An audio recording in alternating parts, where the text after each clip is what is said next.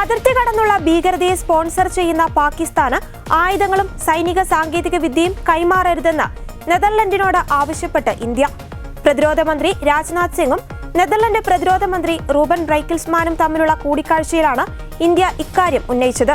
പ്രതിരോധം, സുരക്ഷ, വിവര കൈമാറ്റം, ഇന്തോ പസഫിക് മേഖലയിലെ സമുദ്ര സഹകരണം, ആർട്ടിഫിഷ്യൽ ഇന്റലിജൻസ്, ഡ്രോണുകൾ പോലെയുള്ള പുതിയതും ഉണർന്നുവരുന്നതുമായ സാങ്കേതിക വിദ്യകൾ എന്നിവയുൾപ്പെടെയുള്ള മേഖലകളിൽ ഇന്ത്യയും നെതർലാൻഡും ഉഭയകക്ഷി ബന്ധം മെച്ചപ്പെടുത്താനും തീരുമാനിച്ചു.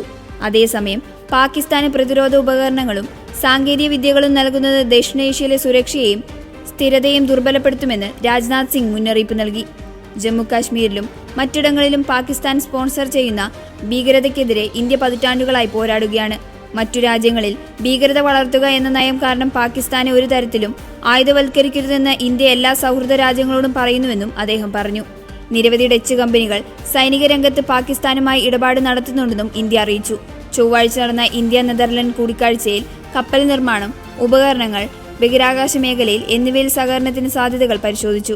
രണ്ട് രാജ്യങ്ങളിലെയും പ്രതിരോധ സാങ്കേതിക ഗവേഷണ സ്ഥാപനങ്ങളെയും ബന്ധിപ്പിക്കുന്നതിനൊപ്പം AI അനുബന്ധ സാങ്കേതിക വിദ്യ മേഖലകളിൽ ഒരുമിച്ച് പ്രവർത്തിക്കുന്നതിനെക്കുറിച്ചും ചർച്ച ചെയ്തുവെന്ന് പ്രതിരോധ മന്ത്രാലയം ഉദ്യോഗസ്ഥർ പറഞ്ഞു.